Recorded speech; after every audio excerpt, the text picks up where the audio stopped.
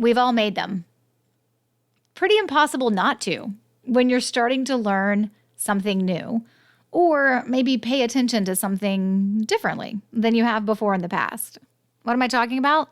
Rookie mistakes. Doesn't matter if you've been in business 30 years or 3 years. If you're starting to really think about referrals in your business, you are bound to make a few rookie mistakes. So let me just shortcut that learning curve for you.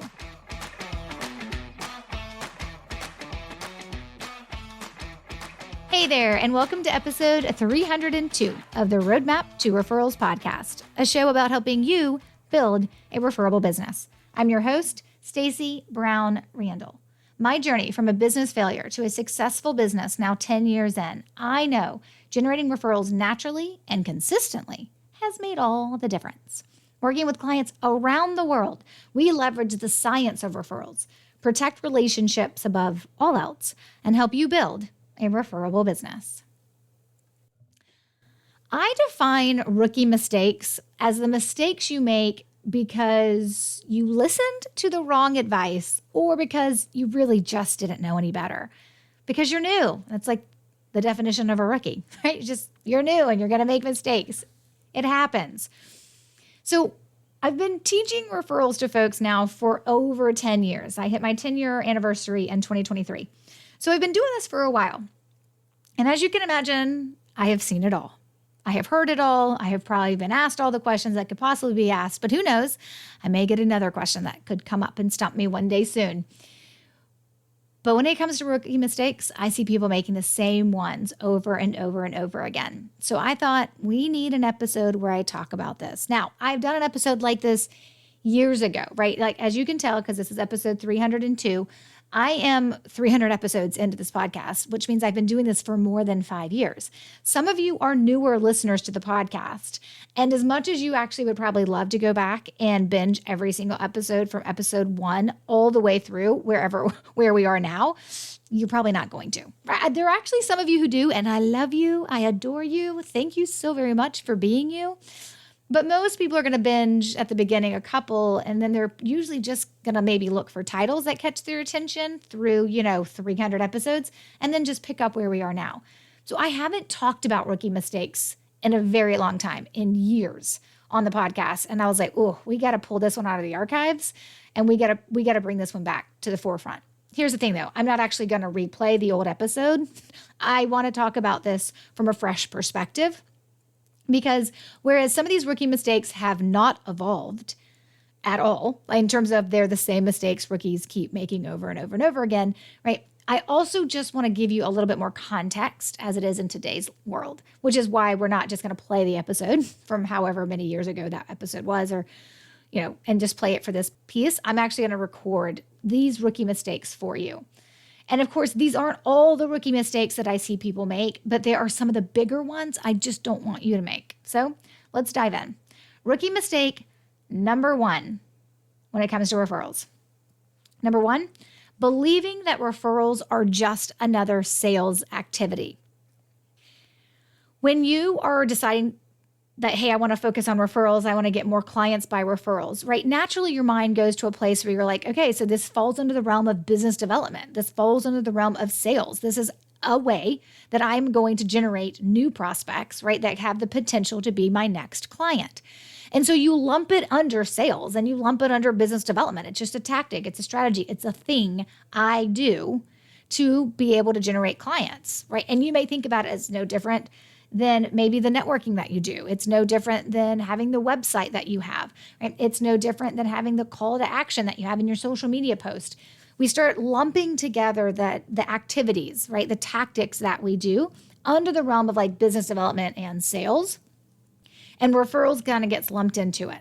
Well, when you lump referrals into how you think about networking or how you think about cold calling or how you think about trying to get earned media or how you think about the marketing that you do, right? The prospecting that you do. When you think about referrals in that nature, you then attach a mentality to it, right? You then attach a mentality of what you should be doing and how long it should probably take. And ultimately what you'll be saying And it leaves out the idea of knowing that in this case of referrals, yes, it is a business development source, right? It is a source that will bring you new sales. It is a source that will bring you new clients, right? We talk about that. Referrals is just one source of many, many sources of how you can bring in prospects, leads, whatever you call them, that become new clients into your business. But when you group them into and you just kind of refer to them as everything else that's prospecting and marketing in nature, you apply that mentality to referrals, and that's just different. Because when I'm doing cold calling, I'm trying to get the prospect to answer the phone and not hang up on me. When I'm doing referrals, when I'm trying to generate referrals, I'm never talking to the prospect. I don't know who the prospect is. I am actually having a conversation or nurturing a relationship or cultivating that relationship with a referral source who they know who the potential client is. And so you have to think about referrals differently. So if you believe that referrals are just like that leads group that you attend, or it's just like that webinar you're going to put on, right? Or it's just like those ads you're going to run. When you think about referrals as just any other type of sales activity, you shortchange and you miss the opportunity to actually develop a fully functioning and working strategy within your business to generate referrals, because you just treat it like a one-off, like you do everything else. I just go to that leads group every week, or I go to that leads group, that organization, that association every month. I just got to treat referrals in the same way, and you can't, because it's just different. So that's the first thing I need you to understand, right? If you're making this mistake, right, it is okay. All these mistakes can easily be fixed. Not a problem. I gotcha. Do not worry about it. Right? So the first thing I need you to know is that referrals are not just another prospecting or marketing activity. They are its own standalone activity, strategies, tactics, what you do, mentality, mindset, even like how long you think it'll take before something will happen or work with referrals. Like all of that is just different when it comes to referrals, that it's going to be different from prospecting and marketing.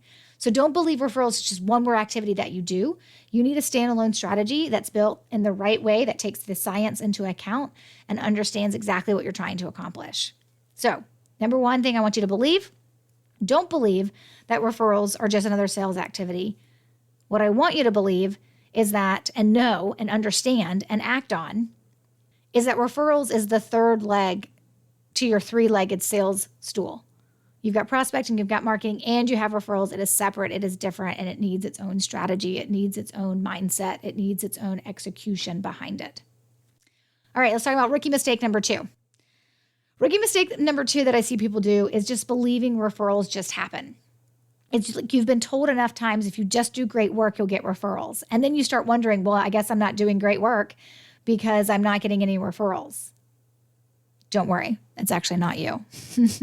Because if all we had to do was do amazing work for our clients and then the referrals would just rain down upon us, well, you wouldn't be listening to this podcast and you'd have zero problems in the world. Because it actually doesn't matter how amazing you are. It actually doesn't matter how much your clients love you. It actually doesn't matter how much value you provide to your clients. That isn't going to ultimately make them refer you. Now, it will make some of them refer you, but those are what we call natural connectors. They were going to do it anyway. And so to get those clients who can love working with you, who can be so excited that they said yes and gave you money, getting them to then also refer you, that takes something totally different than just delivering amazing quality work. Yes, you need to deliver amazing quality work, and you got to put some things in place to ultimately allow you to be able to generate and cultivate those referrals. They don't just happen. So don't believe they just happen. It may feel like they just happen when one shows up and you have no idea what you did to receive it. I bet I could unpack the pattern for you.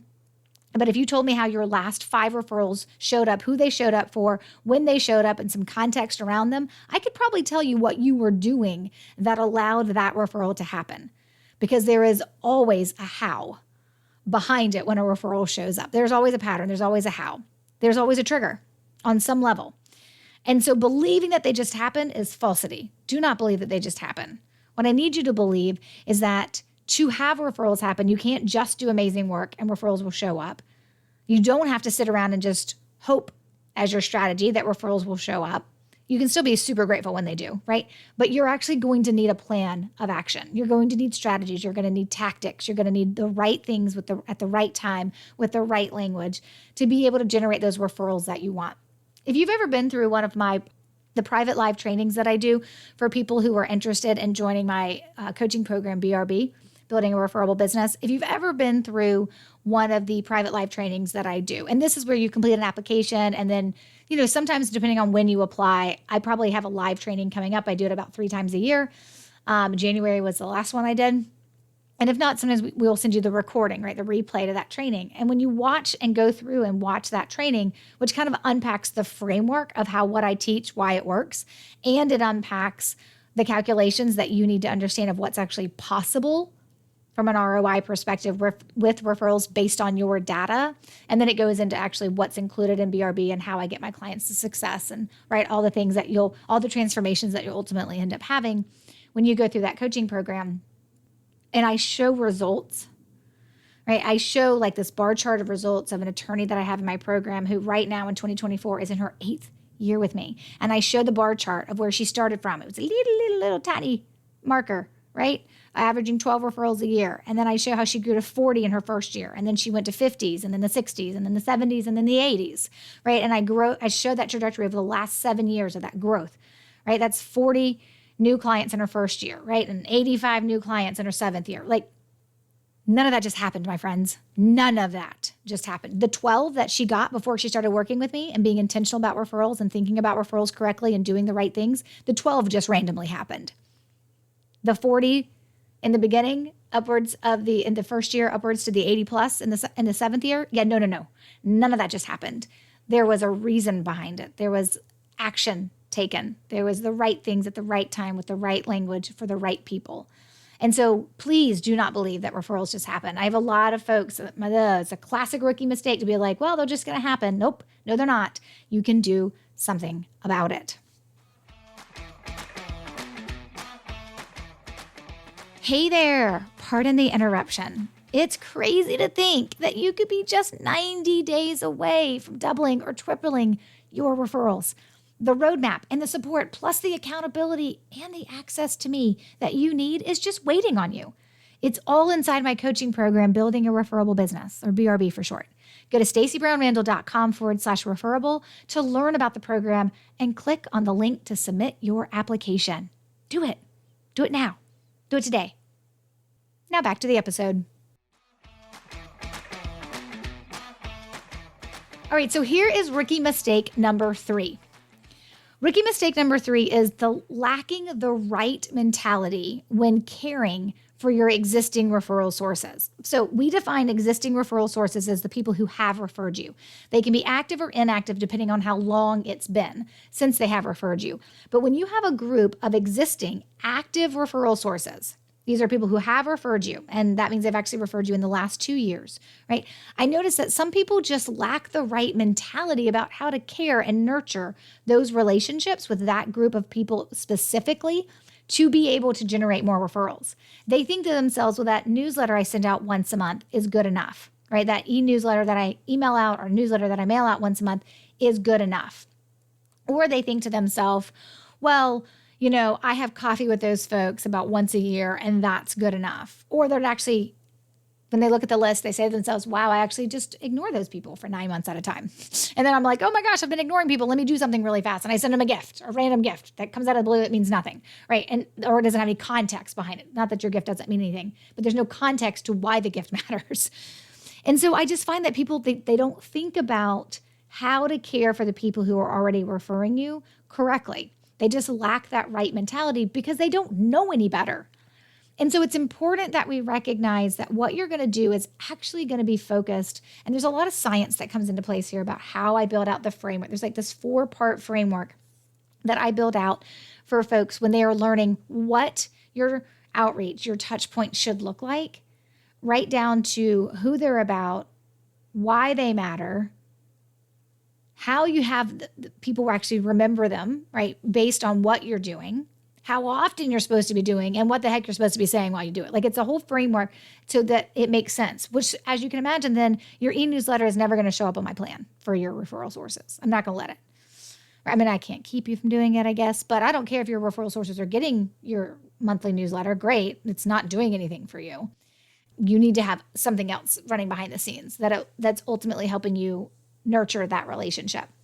So I find that people just really have that lack. They just lack the right mentality, the what I'm supposed to be doing, what I'm supposed to be saying, and why I'm doing it when they're trying to care for the people who are already sending them referrals.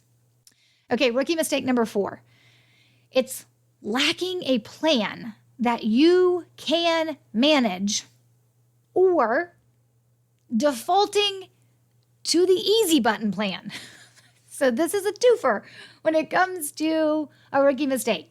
Lacking a plan that you can manage. Sometimes I have people that I talk to and they're like, I'm going to do this and then this and then this. And then by the time they get done telling me all the things they're going to do, that's going to be their plan to either generate new referral sources or take care of their existing referral sources or whatever it is. I'm like, oh, I'm exhausted just listening to you. And I know execution is going to be where the downfall happens, is where the failure is going to occur, is within that execution. When you build a plan, you better be able to manage it. When people build out a plan, right, when they're working with me and my programs, we have a conversation about, can you manage that? If I know I've got a CPA or a bookkeeper that's going through the plan and they've got this big, huge touch point happening like in March and April, I'm like, are you sure? Like, will you be able to manage that? Who's going to do that when you're busy doing all those tax returns or getting ready everybody's bookkeeping to give to the CPA so the tax returns can be done if you're a bookkeeper, right? So you got to focus on what you can manage. Again, it can't be, but here's the thing. So when I say, you need a plan that you can manage, some people then just default into whatever's going to be the easiest for me to do. I don't mean that. I don't want you defaulting into what's easy for you. I want you having the right plan that's going to work, but it is also taking into account what you can manage and what you will comfortably be able and willing to do. So don't build out this crazy plan. You're like, I'm going to do all these touch points and all these things and all this stuff's going to happen. And look at this rotating calendar. I look at that stuff and I'm like, yeah, okay, execution's going to be a beast. And you'll probably get a couple months into it and then you'll probably get busy. And then all of a sudden you won't be executing and then nothing happens because you build a plan bigger, right, than you can actually manage. It's like going to a buffet and being super hungry and you put more food on your plate because your eyes seem to be a little bit hungrier than your actual stomach. It's the same thing. So I see a lot of rookies when they're trying to make sure referrals are going to happen in their world, they want more referrals. A rookie mistake that they make is that they don't actually think through the plan that they can manage, that is possible for them, while still actually having the results they want, right? So if they are trying to build out a plan they can manage and they get in their heads, I got to be able to handle this, don't also be the person who defaults into the easy stuff. Oh, I'll just send out a couple of newsletters and all will be good. Well, all will be good in terms of the newsletters that you're sending out, but not necessarily in terms of the referrals you are receiving. And here's rookie mistake number 5. It's a favorite of mine. It's a personal favorite. Lack of tracking. I was on a call with a managing partner of a law firm, and we were talking about a presentation that I will be giving to his company. And he mentioned to me, he was like, we track in our database where all of our prospects, our potential clients come from. And we also track the name of the person who referred them to me. And I started clapping right there on the call. I was like, thank you, thank you, thank you. That makes my life so much easier. Like, oh my gosh, we can just like jump through the hoops of the recreating the data and making it there and building it if we don't have it and just jump right into the, now what are we going to do with this data? Right. And that was his question. He was like, we got the data. What do we do with it? I'm like, oh, let me solve that problem for you. Got it. That I can get to work on ASAP. But if you're not tracking what's happening with your referrals correctly, consistently, all the C words that we love so much, right? If we're not tracking what's happening with our referrals, then you certainly can't make a plan for how you're going to make it better because you don't even know what's happening because you're not tracking. So please, please, please, please, please track your referrals. It is so important. I'm going to put a link in the show notes. So if you go to the show notes page for this episode, which is stacybrownrandall.com/302, if you will go to the show notes page, I'm going to include a link that will take you to the tracker that I tell people to use. It's really simple. I mean, like, track it in your Excel spreadsheet, track it in a Google spreadsheet, track it in a document, track it in a cloud-based CRM, some kind of database, right? Client relationship management tool. I don't care. Please track it though. And here's what you need to be tracking. Not only do you need to be tracking the date at which that client comes to you, or at least the month, or at a minimum, I guess, the year, right, that you get that prospect, and you're going to track that prospect's name. You're also going to track where they came from. And if it is referred to you, so Facebook ad can just say Facebook ad. Met at a networking event can just say the name of the networking event, right? That's where you met that prospect. But if that prospect was referred to you, I need a name. I need a name. So I need to say Sam was referred to me by Amy, right? I need Amy's first and last name, actually. So that's the big thing. I need you tracking when it arrives. Now, I will also want you to track other things, right? I also have my clients track, not only do we track those three things, like the date, the prospect's name, and the referral source's name when the prospect comes through referrals, we're also then going to track like the outcome. Did they become a client? Are they on hold? Are they in process? And we're going to update that regularly. And we're also going to track revenue because I actually want to know how much money are you making from these referrals you're receiving. Not only how many are you closing. All that stuff matters. All that stuff matters for me from an ROI perspective for my clients. So that's why we track it. But I find that people have this lack of tracking. And I don't know if it's because you get some referrals and you're like all excited and you like have some processes you put in place, but because you don't actually have standard operating procedures or processes or strategies or anything, you just kind of forget.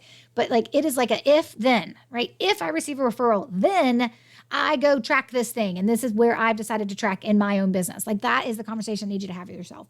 It is a huge rookie mistake for you not to be tracking correctly and consistently. You got to track. So I'm going to put it in the show notes. Just go to the show notes for this episode. As with every episode, right? All the resources that are mentioned, and in particular, this tracker that you can then download can be found at stacybrownrandall.com/302. And that is for episode 302. Okay, so in wrapping up, let me hit again real fast, rapid fire format, the 5 rookie mistakes that I don't want you to be making. Number 1, believing that referrals are just another sales activity. They are not. Number 2, believing that referrals just happen. They do not. Number 3, lacking the right mentality when you're caring for your existing referral sources. Number 4, lacking a plan you can manage or just defaulting to the easy button plan. Don't do that. And number 5, lack of the right tracking. Make sure you are tracking this information. Again, resources can be found at stacybrownrandall.com/302. Go get your tracker if you don't have one. And we're back with another great episode next week, created with you and your needs in mind. Until then, you know what to do, my friend. Take control of your referrals and build a referable business. Bye for now.